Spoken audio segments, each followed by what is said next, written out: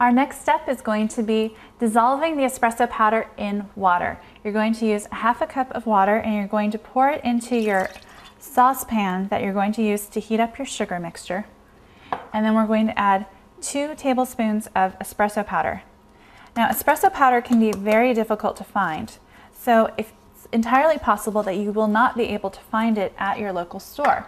If that happens, then instead of using the espresso powder, you can also use regular espresso grinds. You just want to get them as finely ground as possible. So if you're grinding your own espresso beans, you want to have it on the finest setting. This can only be achieved with a burr grinder instead of the less expensive grinders where you're just kind of making it grind until it gets to the texture that you want the beans to be.